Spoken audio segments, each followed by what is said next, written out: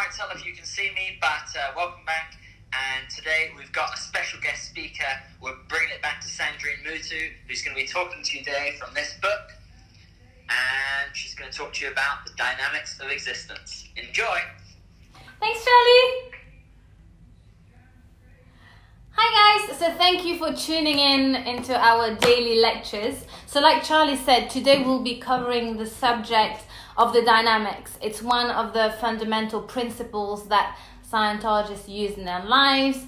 And so I want to cover what that actually means, okay, and how the dynamics influence your life and how you in turn influence your dynamics. Now, what is a dynamic? Right, so that's the first question.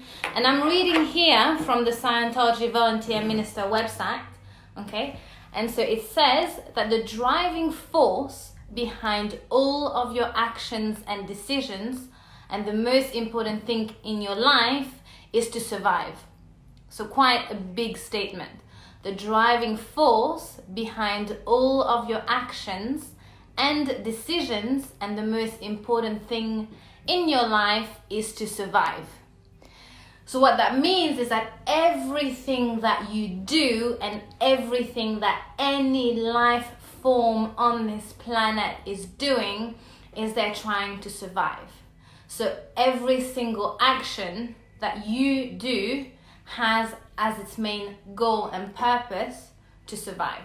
So the clothes that you wear, the makeup that you put on, so the posts that you post on Instagram, the relationships that you have, the job that you decide to get, the food that you eat, the plants that you decide to look after, all those things that you do in a day-to-day life has as its main important force or goal survival, right? So very, very big statement.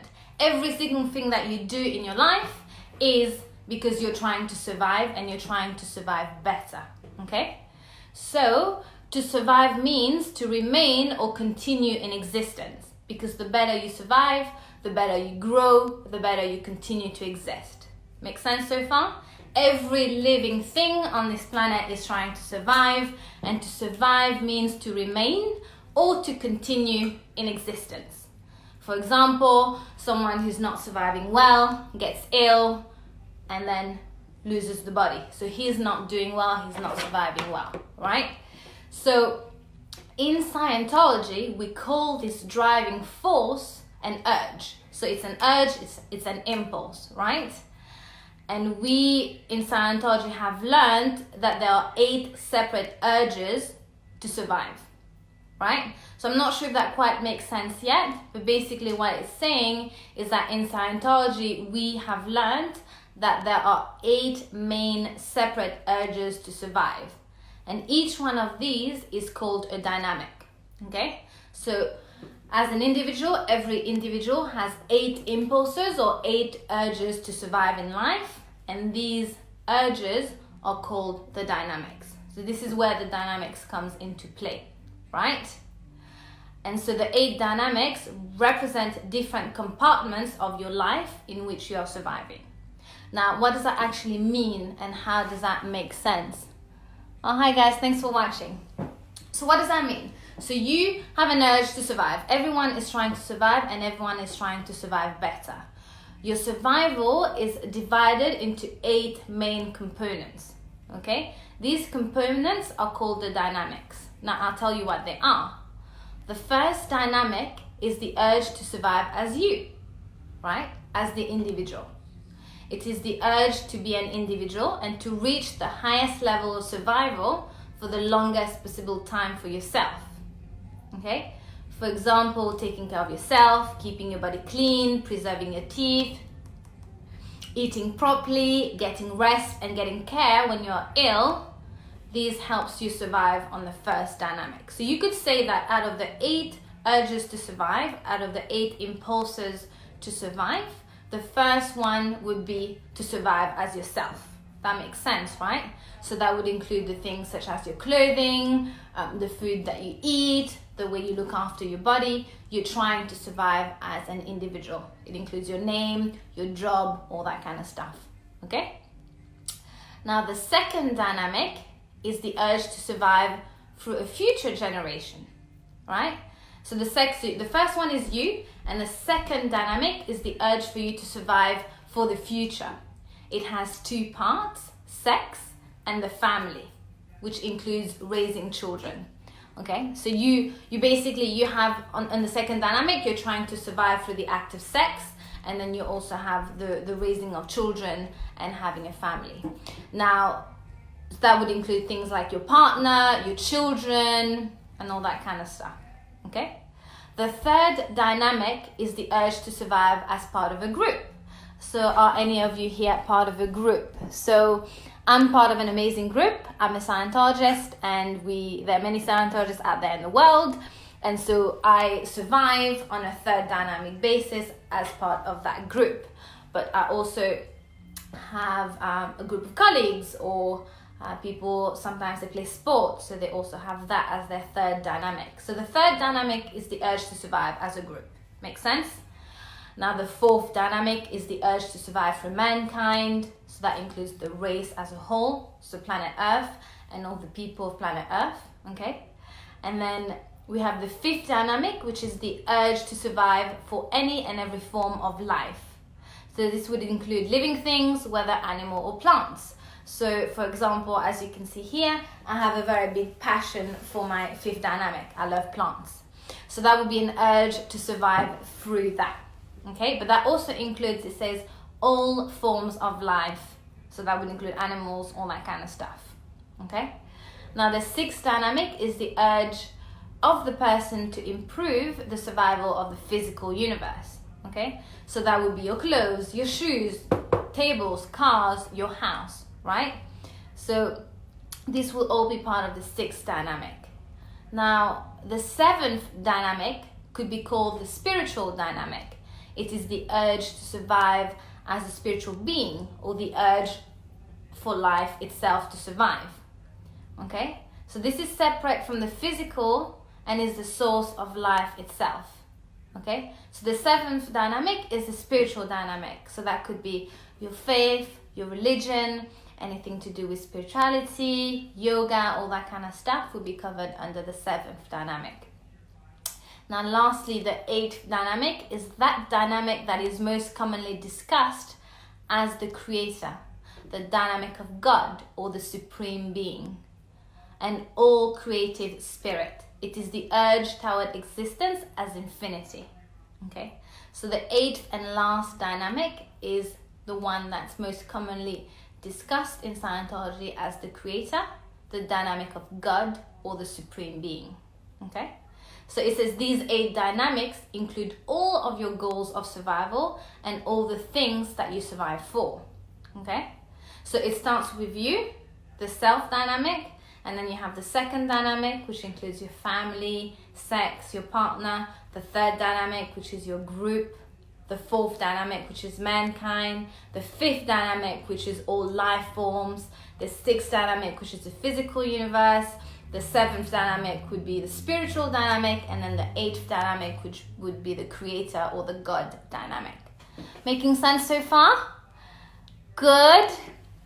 Okay, good. So then I'm gonna tell you something really interesting. One second, I'm just loading it on here, right? So it says, like I said before, that man himself and every person on this planet has an urge to survive on each of these dynamics, right? However, this doesn't mean that everyone survives the same or puts the same level of emphasis on these dynamics. Okay, so you probably know people, or you are aware of people who are, for example, very passionate about saving the world, who are very passionate about the environment and looking after Mother Earth. So these people will be putting a very big emphasis on the sixth dynamic, right? The physical universe.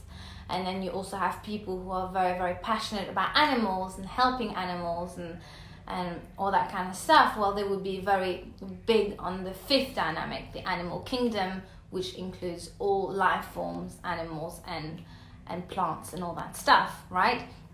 Equally, you probably know people who are very who are very invested on the second dynamic, whose main goal is to get married, to have a family, to have children, to create a life with a partner. So these people would be very focused on the second dynamic, right?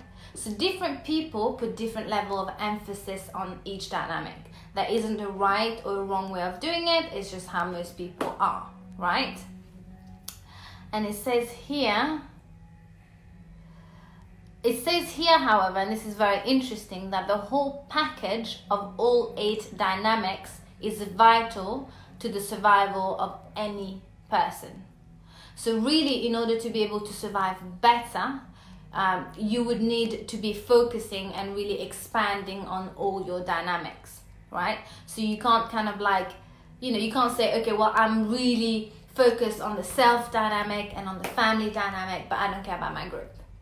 Like, it doesn't really work in the sense that, man, in order to survive well, needs to be doing really well on all of his dynamics, right?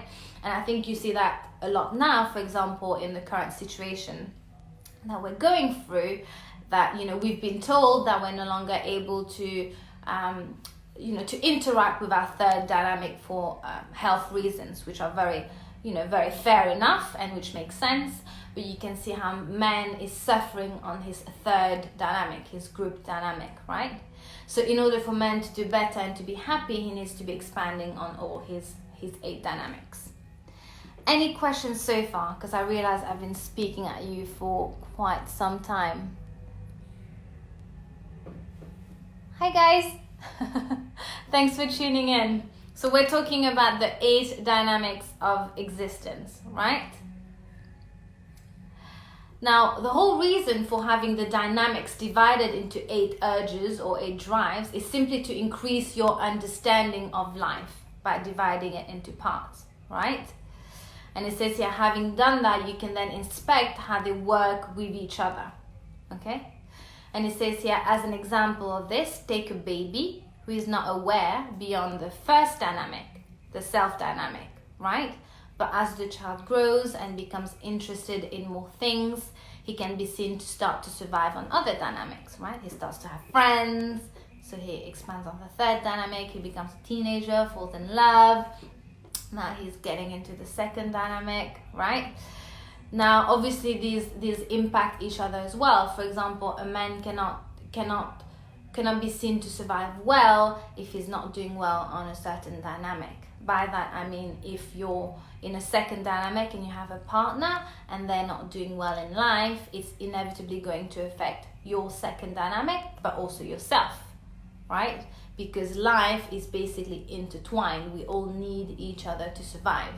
Man cannot survive alone and on his own. That's a scientific fact. If there wasn't trees out there, we wouldn't be able to breathe. If there weren't animals, as part of the ecosystem, we wouldn't have food to eat. They wouldn't be looking after our environment. So we all work and are independent on each other, right? Very, very important fact. Now I suppose the question then is, how do you work out the best solution in life to make sure that you're doing well on all your dynamics? Let me find it and I'll let you know. You probably know already, or you're having an idea. Okay, so working out the best solutions. It says here, to decide on the best solution to handle anything in life, it is best to look at everything concerned with that problem and do what will help the survival of the most dynamics, right? This does not mean, by the way, that you can't destroy anything. Death or destruction has to happen sometimes to clear the way for things to move ahead and for the improvements to happen. And destruction, when used in that way, is okay and acceptable. For example, you can't build a new apartment building without knocking down the old one that stood there before, right? Or just imagine what would happen if you had to keep every piece of paper that had ever been given to you in your lifetime and then you had to move. If you couldn't destroy anything, you would have to drag all those pieces of paper and everything else you owned around with you. You can see how ridiculous it could get. You have to destroy something once in a while, right? That's how you get hoarders and stuff like that. But there is a sensible way to do this. You must not destroy more than you need to in making an area ready for construction. If you start to destroy more than you need to, you get into pretty bad shape very quickly, right? The dynamics mean simply the various urges of survival. How does someone survive? You could say that a person survives only for himself because he has decided to do so and works and enjoys life with others because he is an individual, right? However, you cannot survive well if you're not surviving on all 8 dynamics, okay? So when you have to work out the best solution to any problem, you must do so with all the dynamics in mind. The best solution to any problem would be that solution which did the most benefit, construction or creation for the most number of dynamics. Okay, so what does that actually mean? I have a decision to make. Now, how do I do that, ensuring the most construction on the most amount of dynamics? Let's think of an example of how that could be. What's something that people go through in life, and how could they look or take the dynamics in consideration? Okay, I have one. So let's say I need to... Okay, so let's have an example. I am a wife and I have a husband and I have children, right? And I'm working, and then I get a new job. Like, I get a new job offer and I really want to take that job, okay? So I'm like, well, that would really help my first dynamic because I will make a lot of money. It will help my career. Okay, great, but that means I have to move cities. Like, you know, considerably far from where I am right now. So is that the right decision to make? Okay, well, let me look at my dynamics, right? So on my second dynamic, it would mean that my husband might have to leave his job and he can only do what he's doing in London. Okay, great. So that's not going to be good for him. What about my children? Okay, if I take this dream job in a different city and uproot my whole family, then my son will move out of school and he's gonna have, I don't know, he's gonna be really upset. Okay, well, what about my group? Well, I'm part of this charity and I have been a very key member of this charity for a number of years. They depend on me, so if I move, then they lose that point of contact. Okay, so that's not gonna help my third dynamic. So can you see already how that's, you know, like when you start to really look at it like that, you can see how although it might help my first dynamic in a way, it's going to have an impact on my other dynamics. So then I can go, okay, well, that's probably not the greatest solution for the greatest number of dynamics, right? So that's basically how we use it. That's basically how Scientologists use the basic principle of the dynamics in their lives. It's basically, it's merely a pointer as to how you should carry your life and whether the decisions that you're making is having the most positive impact on all areas of your life. That's all the dynamics are, okay? Different people put different amount of emphasis on different dynamics. There's no right or wrong. Like I said before, it's totally up to you.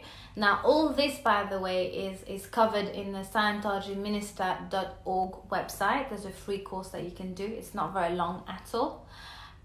You can find it through the link that I'm going to put after this video. I want to know if you have any questions on the dynamics and how they work before we wrap up. Oh, thanks, Kate. I have amazing friends, so supportive. I don't know if you guys have ever done these live videos, but they're not easy.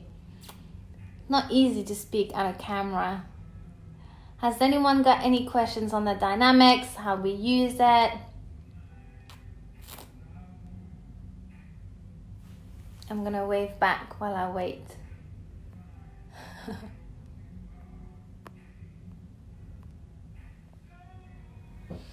I think ultimately it comes down to really asking yourself whether you are making the best decisions in life and whether you're surrounding yourself with the right people.